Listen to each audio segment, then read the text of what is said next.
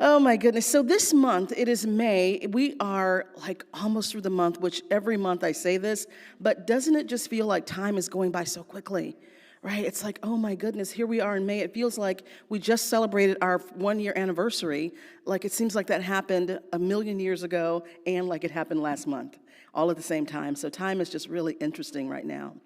So I am so glad you are here because I love this month. What we're doing this month is I've structured this month like a workshop so that you can sort of workshop your life through the 5 weeks, the 5 Sundays that we have. And the series is called Create Your Next Move. Create Your Next Move, because for so many of us, in one way or the other, actually for all of us, we are having to reinvent ourselves. We are having to create a next move. We are having to shift, change. Today we're going to talk about pivoting. But for all of us, there is so much going on in the world, so much turbulence, so much change. Everything is moving in such an accelerated fashion that we have to be mindful of how do I choreograph my next move, right? How do I do that? And so at the beginning of this month, we talked about the sacred stirring. Do y'all remember that? So we talked about the sacred stirring and how there is this, there comes a time in life where we may have those moments where we have this stirring, this sacred whisper, right? The little whisper. And I likened it to the story, The Princess and the Pea, right? Where that pea is in the mattress, and no matter how many mattresses are stacked on top, the princess still feels that pea, right? Is still disturbed by it. So that's the sacred whisper. The divine is trying to get your attention, right? And it's very, very, it can feel elusive, but it's very steady. And then the second week, last week, we talked about answering the call, because at a certain point, that whisper becomes a call, right? That sacred stirring becomes, oh, there's something I am called to do. There's something I'm assigned to. There's something I need to be doing or shifting or doing in the world. Right? It becomes a definite call where there is something that wants your yes. And you all identified that for yourselves last week. Do y'all remember that? Okay. All right. So are y'all with me in this? Yeah. Okay, good. All right. So this week, we are talking about the power of the pivot, right? The power of the pivot.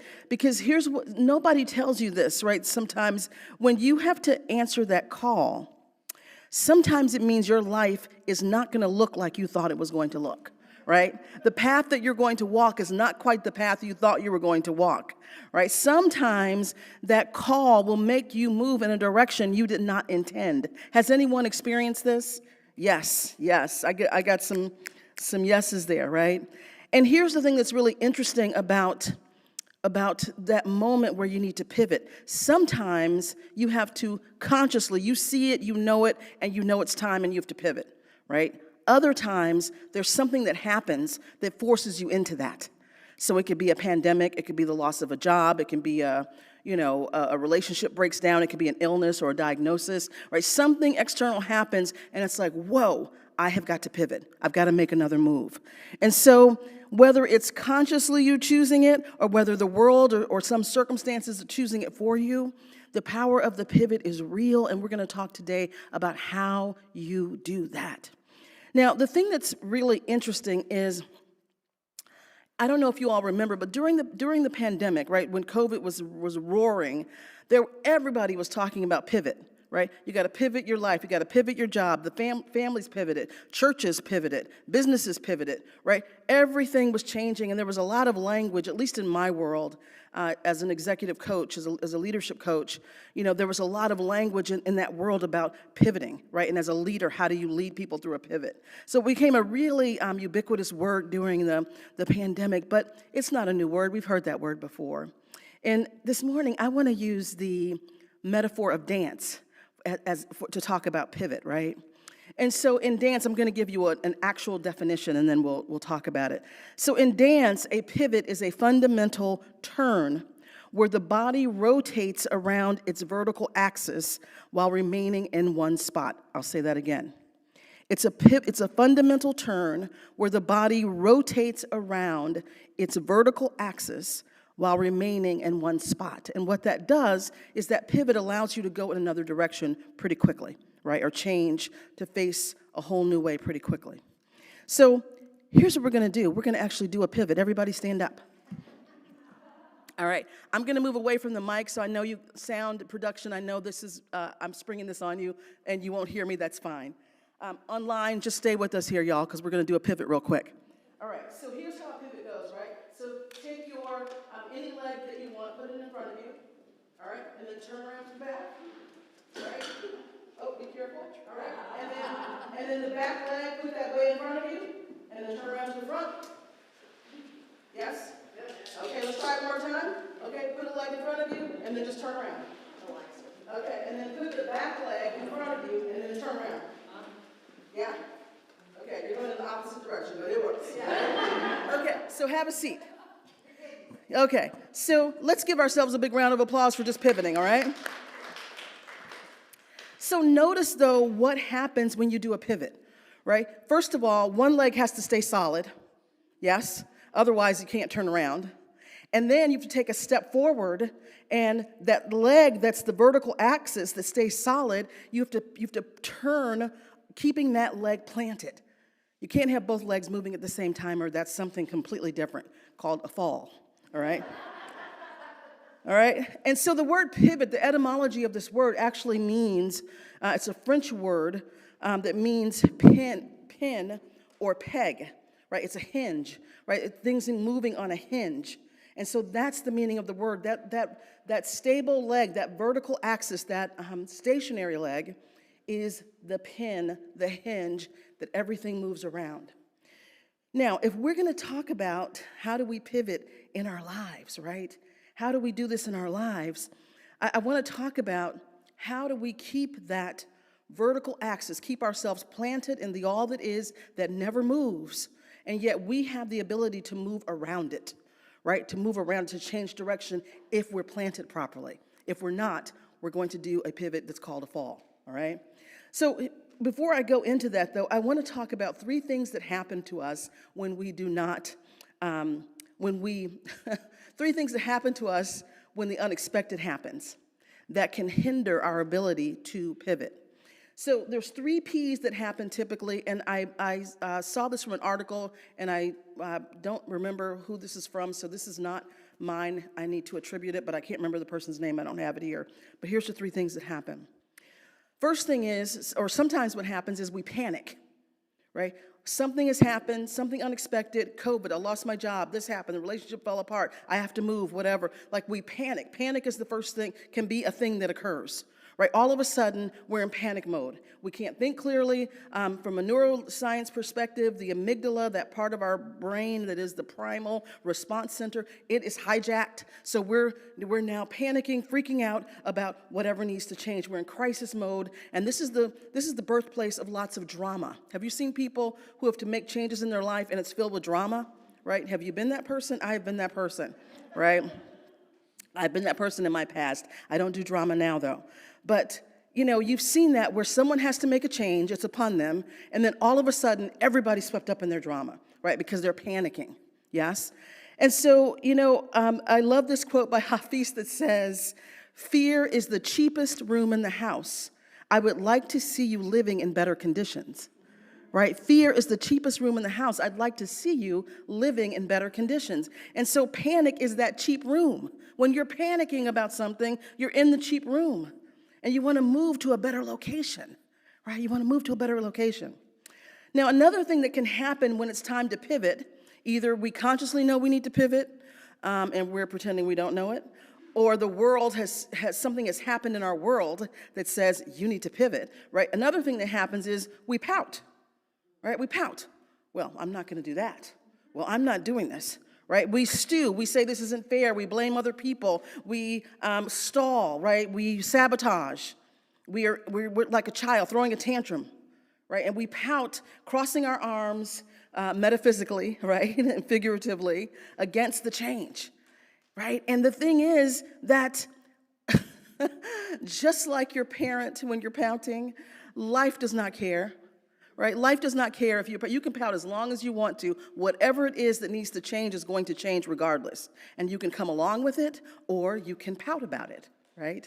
So I remember, this is not quite the same, but I'm remembering right now when I was in middle school. No, I'm sorry, I was in elementary school, headed to middle school. And my mom was like, okay, I'm taking you out of public school, you're going to a private all-girls school. And I was like, what? Like, what? I'm not going with my friends. I want to go to school with my friends. I want to go to school with boys. It was just like, at that age, it's just like, oh, what? Like, I'm going to leave all my friends and I got to go to this school. And, it was just a big fight we had about this. Actually, it wasn't even a fight because I was not going to win. But I was really upset about this. And I rarely do my mom and I not get along, but I was just like, I just felt like, oh my God, I hate her. She's making me do this, da, da, da, da, da. And so she dealt with me in this attitude and this pouting for months. And every time I would bring it up, I'd try to, cajole her into changing her mind. I'd be angry to make her change her mind. I'd try to bargain with her to change her mind. And every single time she would say, okay, you can either go to Laurel School or you can go to Hathaway Brown School. Right, so she didn't give me a choice of like staying where I was. It's like, here are your choices, because you're going to a private all-girls school. So you can go to this school or you can go to that school. And, it was just one of those things where it's like, no matter how much I pouted, no matter how much I bargained, no matter my attitude, I was not going to win. And that's the same thing with spirit. Like, that's the same thing with life. You can bargain, you can pout, you can be mad, you can be angry, you can curse your fate, you can be a victim, but at the end of the day, Spirit's like, do you want to go there or do you want to go there? Because you're not staying here, right? That's not even a choice. Like, you can go that way, you can go that way. It can be painful or it can be easy. It's sort of like the mob, like the mafia. Like, we can make this easy or we can make it really painful, right? And so that is sometimes what happens when we know we need to change. And, Rumi says, try not to resist the changes that come your way. Instead, let life live through you. And do not worry that your life is turning upside down. How do you know that the side you are used to is better than the one that is to come? Right? How do you know that the side you're used to is better than the one that is to come? Right? And that's what we know in this teaching is, if indeed we truly believe God is all there is and God is all powerful and God is all intelligent, if we truly believe that God is goodness and life and creativity and always saying yes, that God is abundance, if we believe that, then that next thing has to be more goodness, more abundance, more life, because that divine presence that is more intelligent than we are, that created us out of itself, also knows all the options ahead of us. It knows all the options ahead of us. And so when we trust in that, we can move forward, or we can pivot, or we can turn right or turn left, or do what we need to do in faith and trust, knowing that divine intelligence is setting us into a future that is more brilliant than we can even imagine. It's more brilliant than we can even imagine. Because how could divine intelligence that created us and created all things then move us into a lesser position, a lesser situation? Right? If we are anchored in it, if we trust it. And the third thing that we can choose when we're confronted with the need to change is we can just say, okay, I'm going to pivot. Okay, I'm going to pivot. That's what I'm going to do, because that's where the growth is. When we say, yes, I don't know what comes next. I don't know what happens when I go in that direction instead of that direction. But I trust that there is something greater than me that knows exactly what to do. Because here's the thing with pivoting, the first thing about pivoting is you have to find your fixed foot, meaning you have to anchor into what does not change. Right? We just saw that when we practiced it. Yes, you have to anchor into what does not change. And what does not change is God, is source, is spirit. It is the rock, right? The rock of my salvation. It is that endless, formless, unchangeable, indestructible, inexhaustible presence and force and power that has us in the palm of its hand, that is breathing life into us every moment. And it knows exactly what to do, how to do everything concerning us. That does not change, right? Whether you are in heaven or you are in hell, God is.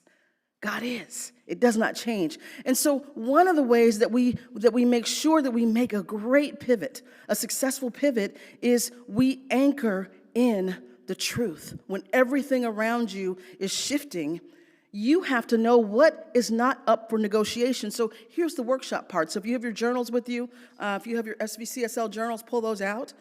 This is a good time to do that because I'm going to give you some questions for you to work with this week. And if not, grab some paper or your phone. And so if the first step of pivoting is finding your fixed foot, right? Anchoring in what does not change. Here's some things that you have to really begin to know, right? What is not up for negotiation in your world, right? What do you believe? What do you stand for? What is at your core? Who are you at your core, right? These are some things that you begin to really think about, right? What do I really believe? What is really true? And so this is a time where you can just write down your non-negotiables or your commitments. You can ask yourself about your purpose, about your purpose and how it might be expressed in a different way in that pivot. You get still enough. This is where your spiritual practice comes into play. The only way that you can be aligned with the divine is to align with it on a regular basis. It's sort of like working out. I've said that before. Right? If you don't work out and you don't lift your weights, then when it comes time to lift that heavy boulder, it's harder to do because you haven't put in the reps. You haven't spent time doing it. And it's the same thing with spirit. If you want to be, God is always right here for us, always standing at the door knocking. It is up to us to answer the door. It is up to us to do our spiritual practice, our meditation, our spiritual mind treatment, which is called also affirmative prayer, right? Our affirmations, our visualization, our visioning. It's up to us to do our spiritual practices, our spiritual exercises, so that we have the strength when the time comes to have that solid vertical core that cannot be moved, right? We have that solid foot planted that cannot be shaken. But it comes with our practice because God is not inconsistent. We are inconsistent, right? We are the ones who are inconsistent. Spirit's always saying yes, yes, and yes. Like, can I come in? Can more of me come in? Can you handle more? Can you handle more? And we're the ones running all over the place, right? Trying to find that security elsewhere in relationships and jobs and other things, yes? So this is the practice. This is the first step of the practice of pivoting, right? The power of the pivot. Thomas Trord has this incredible quote I want to share with you. And Thomas Trord was a philosopher, was a judge by training who deeply influenced Ernest Holmes. And listen to what he says as he speaks about this. What he's talking about is that vertical axis, actually. So Thomas Trord says, "My mind is a center of divine operation. The divine operation is always for expansion and fuller expression. And this means the production of something beyond what has gone before," right? The production of something beyond what has gone before. Something entirely new, not included in the past experience, though proceeding out of it by an orderly sequence of growth, right? So he's saying, my mind, I am a center of divine operation. The divine operation is always, always for expansion and fuller expression. Right? And this means it's going to produce something beyond what we know. Something will be produced that we can't even conceptualize. Something wants to move through us that's greater than anything that has come before. Right? Because it's going to move in an orderly sequence of growth through each of us. So when the time comes to pivot, we can know it's not chaos moving us. Right, that call that we're answering, that stirring that became a call that now we're answering, that's requiring us to change or to move, is proceeding by an orderly sequence of growth. So we can move in assurance. The divine operation is within us always, and it's moving towards something new. It is not fixed. It is not fixed, right? It is not fixed. And yet, we can anchor ourselves in it, right? Our direction is not fixed, but that power is solid. Yeah, are y'all following what I'm saying? Yes? Okay. The second thing that has to happen when you're pivoting is you have to face a new direction. Did you notice that when you did the pivot just a moment ago, right? So you have that solid leg, you take a step, you turn around, you're facing now a new direction, right? The turn requires you to let go of what you were facing. So in pivoting, you cannot simultaneously hold the past and the future. You've got to turn. You've got to turn on that solid axis. Yes? So it requires letting go of the past. You cannot look at the past and move forward. The scriptures calls it, you can't put new wine into old wineskins, right? You can't look backwards and not turn into a pillar of salt, right? You have to go forward. Forward is the only way. It's the only way. And so I'm saying to you right now, whatever is calling you, and you know what it is, and I know you know because I feel it in this room, right? You know there's something calling you. You know there's a change that has your name on it. You know there's a new path, a new door, a new something that wants to open up. It is calling you. You have got to step forward. You have got to pivot and face a new direction. That is what life is asking you to do right now. And it's also asking us collectively, when we look at the world, when we look at the United States, we are asked right now to pivot. We cannot continue the way we're going, right? We can't continue the way we're going. And we're not going back. Life goes forward. So it's asking now for us to pivot into a new direction, a new place. Maybe it's a 180, maybe it's a 90 degree, but there's something new that wants to come forward, right? And wants to go forward. And sometimes this makes us grieve, and that's okay. It's okay to grieve when it's time to change, right? To grieve and to thank our lives, our choices, whatever it is, to grieve. That's human, right? To shed tears and to feel sadness, and that's fine. It is the human experience, is to feel that sadness, feel those tears, feel the grief, yes. And know that even as you weep, you still keep moving. You still pivot.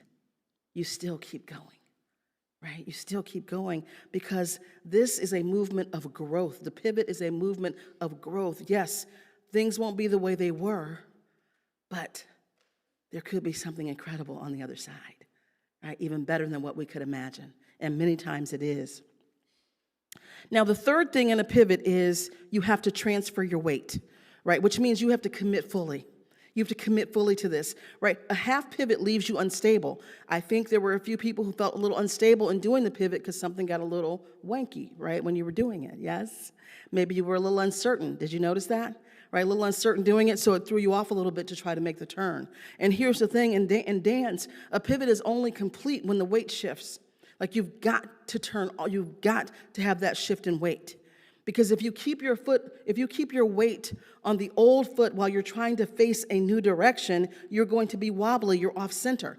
Because your focus is split, right? Your weight is distributed in a way that can't sustain itself, right? And so as I've been saying, like what is required is that you commit fully and you make that move, right? You take that step and you make that turn fully. Right now, when we practiced, we did a pivot and then we pivoted back, so we did a 360. Don't do that, right? Don't do that, right, in life. I just wanted you to get a feel for it.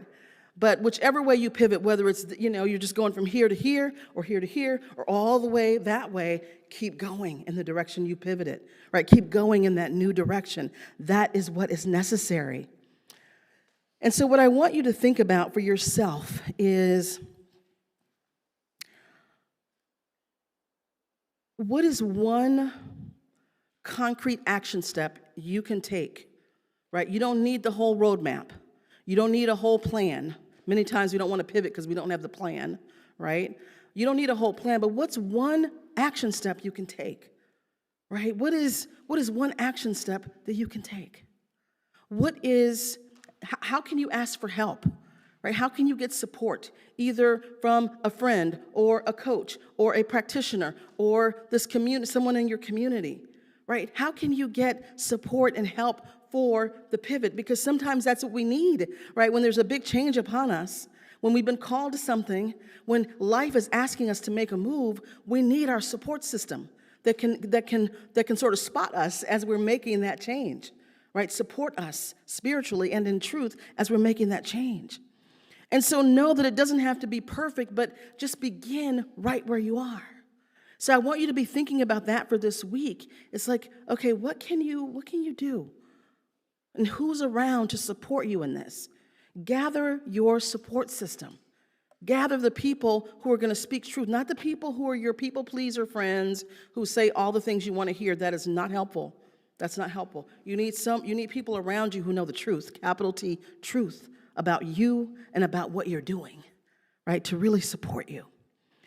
So these are the things that this week I want you to be focused on, because that call that started out as just this stirring, right, has now become something that is asking you to turn, to shift, to do something differently, not to quit, right, not to drop everything, but it's asking you to move in a new direction, to express in a different way, to try something else, and you can be anchored in your purpose and make that turn, make that leap, anchored in the divine presence.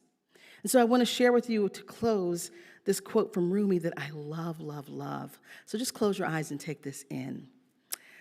Oh my goodness. Rumi says, "Your way begins at the other side. Become the sky. Take an axe to the prison wall. Escape. Walk out like someone suddenly born into color. Do it now." Right? Walk out like someone suddenly born into color. Do it now. Let's turn within.